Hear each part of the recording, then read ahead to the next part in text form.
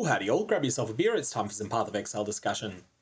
Today saw the big information reveal for the upcoming 3.16 Scourge League, and I gotta say that it was very well received. What I want to do here is a two-part video that's going to be an introduction to the discussion that happened in the live stream today. Firstly, we're going to cover the official launch trailer. Then after that, we will go through all of the information that was revealed at the same time. However, there is more. They also unexpectedly dropped the patch notes on us, so we'll be able to discuss those in a later video. That's going to take some time to digest. We're going to have to go through. But if you want to know the very short details of it, Forbidden Rite totems have been nerfed, as have Spectral Shield Throw. But let's just have a look at the official launch trailer. And I will say everyone seemed to really be impressed with what's coming up here.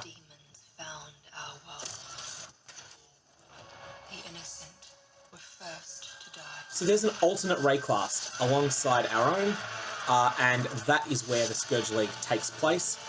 You gain the ability to phase shift in and out of it.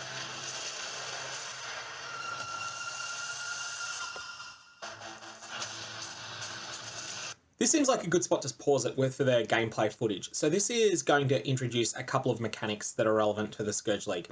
Firstly, in the top right, you have this blood bar. You can't phase shift into the Nightmare reality until that fills up. Once it does, you can then phase shift in, and then as it empties, the longer you spend in there, and especially if a party member dies, it'll empty faster. But this will cause you to be pulled back into the real Rayclast, i.e. the normal game. This here is an indicator of how many kills you've been accumulating in there. Not sure that it's a one-to-one or if it's something related to the power of the monsters you kill. Kind of think it might be the latter. And one thing that I think players will do strategically is in the normal game, they will charge up Vial skills and things like that. Make sure that they enter in with full flasks. Then when they enter, all those resources will be burnt to get as much as possible out of the zone.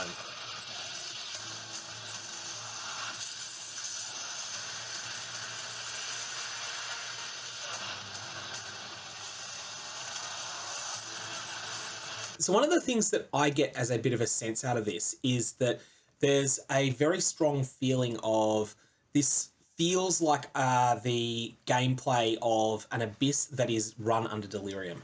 That's the feeling I'm getting so far, although the monsters are very different and it's much more of a dark red, of a sort of lava red palette rather than a black, green and grey palette.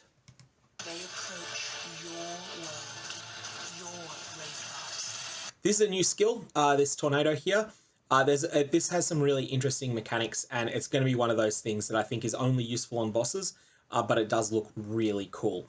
When you hit it with projectiles in its first couple of seconds of existence, it stores the damage of those projectiles, and then it deals that later to monsters that it strikes. You must take the fight today.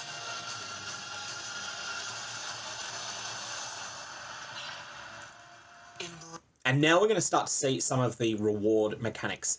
So there is a new thing you get access to called the Blood Crucible. This is initially you'll have access to one of these, later on you can build it up to more. This is a thing that you can do to empower items. It's sort of like an incubator style system, except instead of having a incubator, instead of it being on your equipped items, it's items that you put over into this temporary storage space. When they fill up, you can empower them. So you'll see that this Morbid Coat Savant's Robe here, currently it has one drawback and one benefit as a Scourged item, a tier 1 Scourged item. When you Scourge it again, it'll become a tier 2 item. It'll still have a drawback and a benefit, but the pools will be different. Now, one of the things that Chris Wilson said here that'll be really significant with this system is that the drawbacks aren't necessarily bad for all characters. So for example, one of the drawbacks is your character is unable to deal fire damage. Now that's a really big drawback. That just ruins an item for some builds. But for other builds, it's actually completely irrelevant. And so that means that a drawback like that in conjunction with a powerful advantage is exactly what you want. Embrace the power of chaos. Note that just completely changed. The item is still fundamentally the same, but it's now got minus 27 cold resistance as its drawback, and +1 to the level of socketed cold gems as its ability. So it's a completely different drawback and benefit. and that seems to be the theme that you'll get. Additionally, it's going to take more corruption if you want to Scourge this item again. Tier 3, I believe, is the cap. Here you have a new sort of passive tree is the wrong term, like a simpler version of the passive tree that exists as a system whereby you can basically level up your ability to Scourge items in various ways. One of the things that you'll be able to get is the ability to apply these Scourge effects to unique items. That's something that you pick up here. So that's not available by default, but it's something you should be able to pick up pretty quickly. One of the things Chris Wilson said is that unlocking any specific max tier upgrade you want shouldn't take too long, but upgrading everything on this tree should. So he thinks that most players will be able to upgrade anything they want, any individual node they want, but only more obsessed players will be able to completely upgrade everything on the tree. More than mortal. Face the nightmare.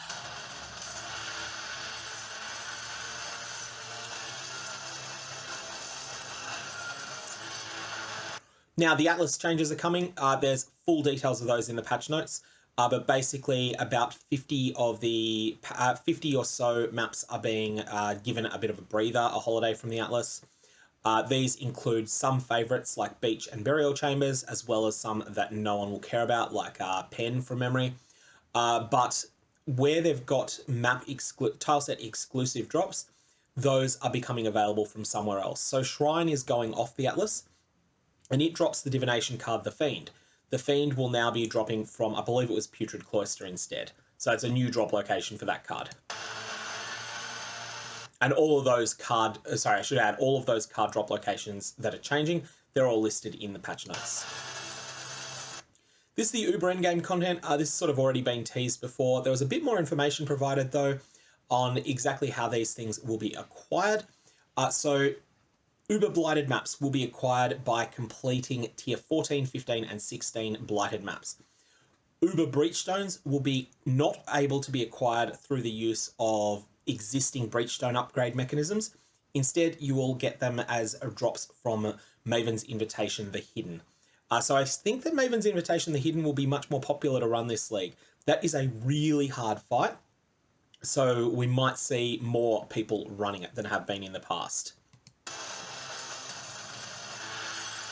And we have the completely unexpected thing that's happening here, the passive tree rework. So this is going to considerably empower characters, I think. What they're doing is they realize that there's a number of niche stats, and the one that I'm going to use as an example, I'm not actually sure if this is one that was replaced in this system, but there was an absolutely mandatory node for builds that wanted to use the Intensify stat, which was +1 to the number of Intensify charges you can get. Now, this was available in a specific spot on the passive tree. What they've done is all of these sorts of obscure nodes that used to force you to go to a very specific location are being changed into a new, what they term mastery system. So this mastery system is essentially each cluster on the passive tree will have an additional node in the center that is highly versatile, and it's a drop down. You can choose between a bunch of different obscure stats. So for example, I expect that Intensify node, although it hasn't been spoiled, I expect that it will be an option from one of these drop-down menus. This is going to be a big deal. Here's an example of it in practice. So this is Resistance and Ailment Protection Mastery, and once you have taken a notable in this cluster, you can then allocate the center node, and you can choose between Corrupted Blood Immunity, Maim and Hinder Immunity, Impale Immunity, 20% chance to avoid stun, 20% reduced effective curses, or 15% to all 4 resistances. So it's something that's extremely versatile and extremely powerful, and I think that this will be a considerable source of additional power for builds. Guild hideouts are coming. These can hold up to 24 players in normal situations and up to 32 in some such circumstances. These basically work upon the guild leaders' pool of available hideouts, and there's also a number of sweeping changes to the availability of your decorations in there as well. Basically, decorations are all becoming free. Not the ones that are cash store though. Expedition unexpectedly is going core early. What you're seeing here is a new link skill. These are the new type of support character effect that's coming in, much more active than the existing ones. They like the existing Aurabot type setups, and I think they'll be quite interesting to play around with. One of them that's particularly cool allows you to forge a link with a party member, and minions count as party members, although you want to be a bit careful using these on minions, because if you forge a link with another character and that character dies, then you also die. However, what these links will do, one of the cool ones allows you to, every time that your party member hits something in melee, you can conjure a spell. There'll be some sort of cooldown on it, but it looks cool. And this presumably is a boss. They are endless. They are the Scourge. Okay, so that is the trailer. Definitely seems to have been very well received. Okay, so at the same time as the trailer went live, we also got a whole bunch of information on pathofexile.com/Scourge, which is well worth having a look at. The first thing I want to note about this page is that pressing this button here adds a couple of new, more endgame oriented items to the list and to the stuff that's here. So firstly, it starts with a high-level overview of the Scourge League. This is basically what you've already seen in the trailer, and so if you want to have a read of it, then by all means do, but it's nothing particularly new. Here's this section on scourging your items. This is the new system for upgrading items that you get access to in the Scourge League. So here you'll see these orange mods, which are the Scourge mods. Firstly, they give a couple of examples that are much lower level and may actually be quite bad. In the case of Oblivion Keep here, this is an item you're probably not going to be happy with in a lot of cases. 20% increased lightning resistance is great, but dealing no physical damage is a huge drawback, especially early league. Like if you're playing a spellcaster that's, say, using Fireball, you don't care about that. But this does reduce your ability to use a bunch of items that might drop. So for that reason, this is an example of something that's pretty much rubbish. Next, we've got a set of boots that are a bit better. 4% increased movement speed, which at low level is really good. You know, you're looking at a total of 14% there. But it's got a penalty to cold resistance on it. Is it worth it? You're just going to have to make that decision yourself. If you don't like a Scourged item, though, you can always overwrite the Scourge mods by Scourging again. Here we've got something a bit more impactful. You have no life regeneration, which is a serious drawback unless you're already playing a Valpak character, in which case you don't care. And then curse enemies with conductivity on hit, which is a huge, huge, huge effect. Notice this is a tier 3 Scourge mod, and I assume that the curse on hit is a tier 3 exclusive mod. Next we have this Coral Ring, which is +1 to minimum frenzy charges, not maximum, and has a modest drawback of 10% reduction to all elemental resistances. Lastly, we have the big one. This only appears when you click the Scourge icon at the start, and this is Maloney's Mechanism, the very, very, very rare ornate quiver, unique quiver that was added in the Synthesis League. It's now a drop anywhere item with the same rarity tier as Rizlatha's Coil and the like, so very rare. And you'll notice that it has the usually the Val mod only. Bow attacks fire an additional arrow. That's normally something you can get as a Val implicit that's very rare on bows. However, you've got that without overwriting the usual implicit that's found on a quiver, which is an extremely strong setup. It has the drawback of dealing no cold damage, which, while serious, is very, very manageable for a lot of builds. So this is an example of an outstanding outcome of the new Scourge system. Most items won't be this good, just like when you corrupt an item normally. Most of your outcomes are not nearly as good as the very best ones. But this is a strong outcome that can happen. Now here's the Crucible. This is the leveling up system that I mentioned for the Scourge system. And like I was saying earlier, getting it developed as far as this is a very late game prospect, but getting whatever you want specifically should be pretty accessible. So Chris Wilson does not expect most players to fill this out. He's pretty explicit about that. The Dream Furnace is a version of the Scourge system that applies to maps. And so this allows you to place maps in the Blood Crucible as well as your equipment. This is not an either or. It's not like you have to focus on one or the other. You'll get to do the Dream Furnace as well as your scourging items. This can allow you to do all sorts of silly things like, shift into Nightmare on killing a rare or unique enemy. Cannot manually shift into Nightmare. So it's just a transformation of how the League mechanic works. And then at the same time, there's reductions to spell suppression while in Nightmare, so you're taking a bit more damage if you're reliant upon spell suppression as a defensive layer, and rare Scourge monsters drop an additional Scarab.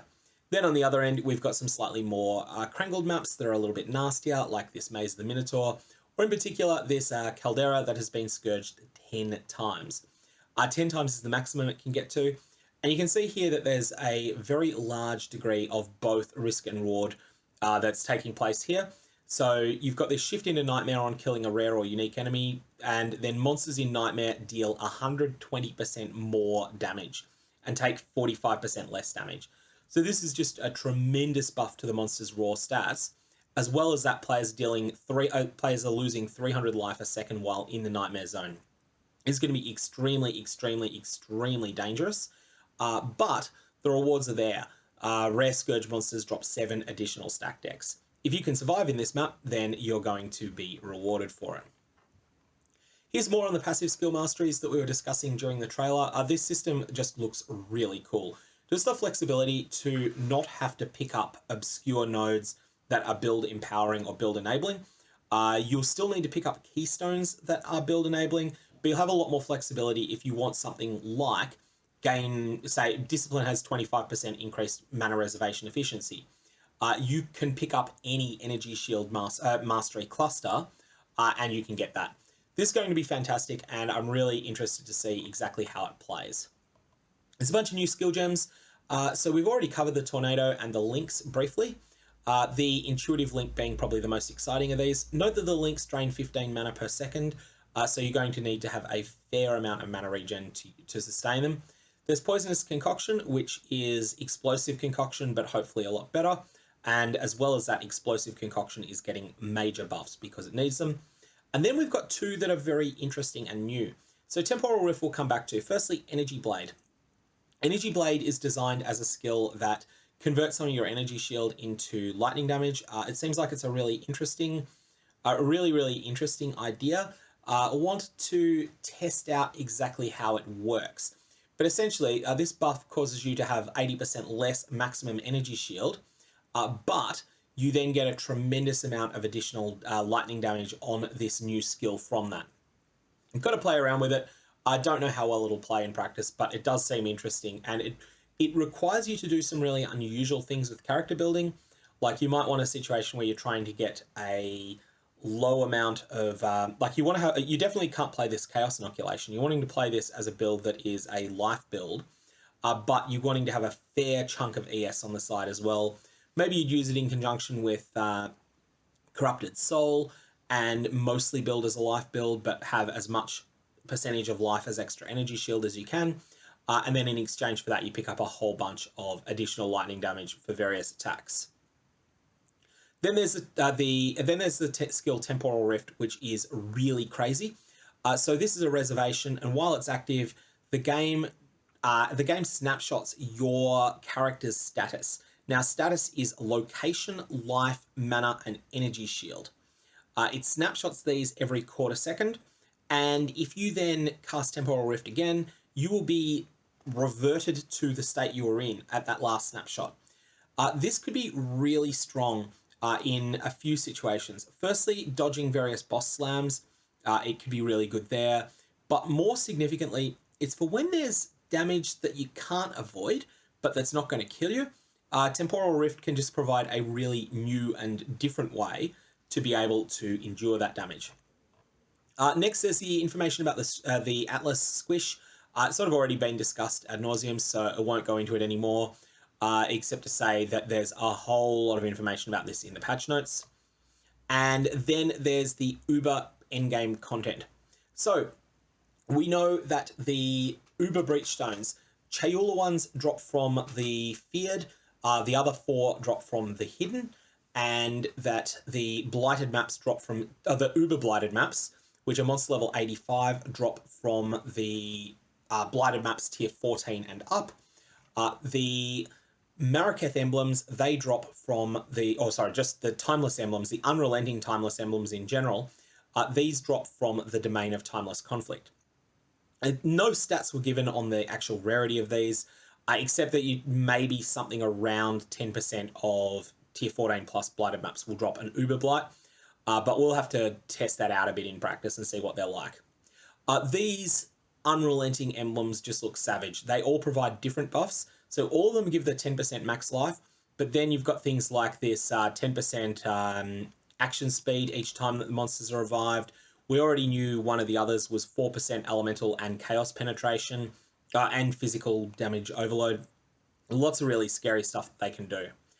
One thing that needs to be said about the Blight Ravaged maps. So these can be anointed 9 times, but they are hard capped at 3 of the same anoints. So some of the Teal Orb shenanigans that people have been talking about, some of the reductions of the cost of towers, these are not an option. Massive overhauls to guild stashes and the introduction of guild hideouts, which I think will be really appreciated. This should be something that's really, really good for people that are in established guilds and might lead to some people joining guilds.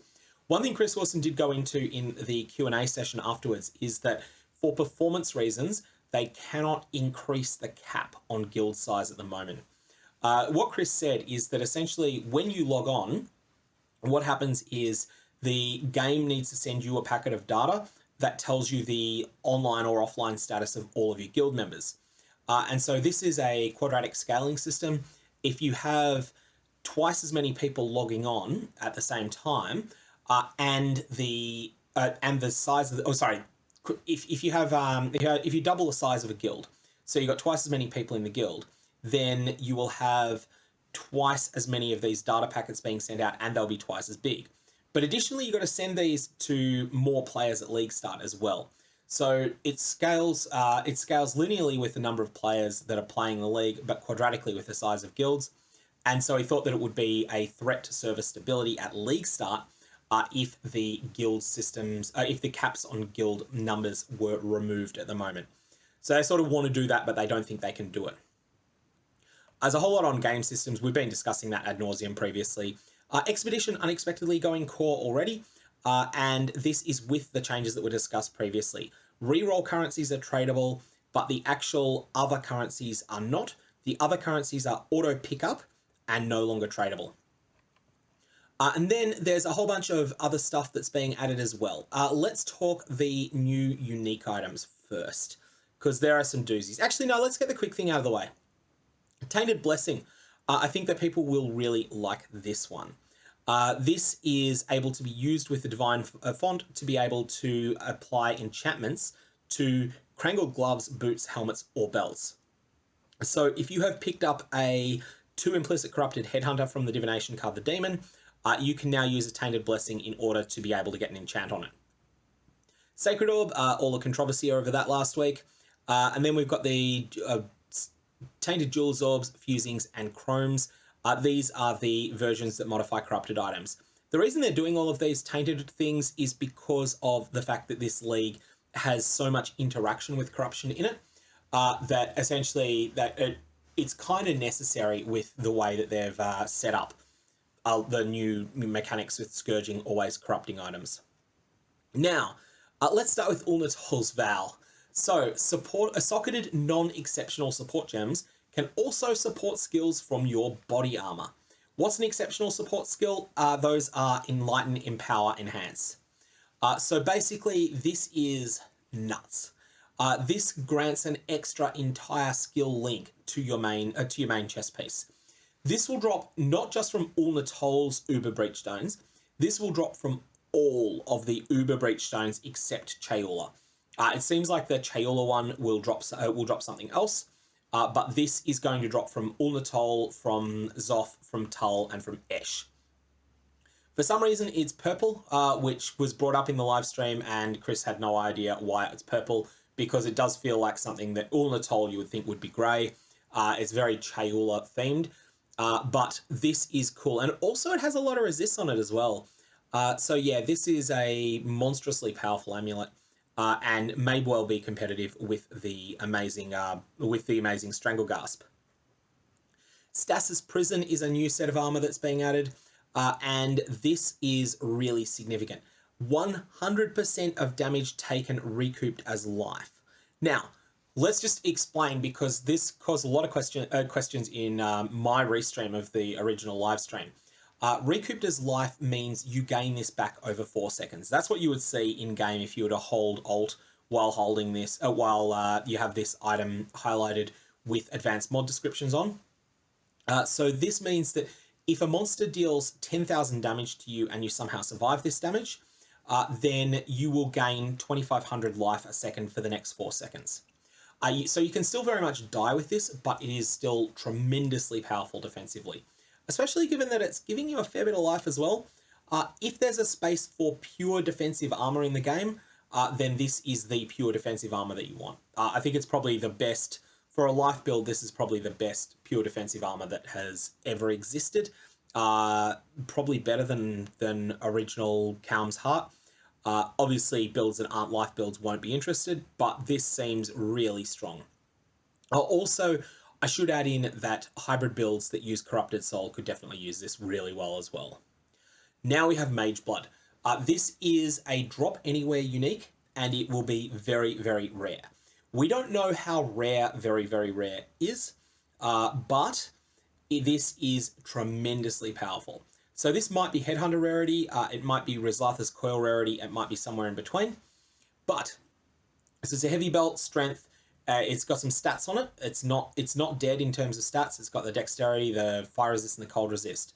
But then it's got the absolutely crazy stats on it. Your magic utility flasks cannot be used. The leftmost magic utility flasks, magic ones, constantly apply their flask effects to you. Magic utility flask effects cannot be removed. So this is just incredible. So this means that essentially you'll have one flask that isn't a utility flask. So this could be, or maybe one that's not magic. So you might use a Dying Sun, which you can then just pop yourself when you need it. But this is tremendous in that it gives you permanent uptime on 4 of your flasks. Chris was very clear, though, that this is going to be a rare item. Don't count on getting this, and if you do get it, fantastic. Lastly, there's the Scourge supporter packs, which have an absolutely amazing look, in my opinion. I really like the light color palette one. I saw it and thought, gee, that's the best one since the I think it was the Grand Sanctum Wings. And probably before that, you'd have to go all the way back to, I think it was Synthesis League when we had the Sunstone ones. So it's been a while since we've had anything I thought that's looked this good. This one's a fantastic appearance, and so they're for sale now. So that is the initial thoughts on the Scourge League. We will definitely be coming back with more on this because there's so much more to discuss. There's going to be all of the patch notes, but I just wanted to get something out quickly while I then work on all of those patch notes. May your Varlobs have interesting results.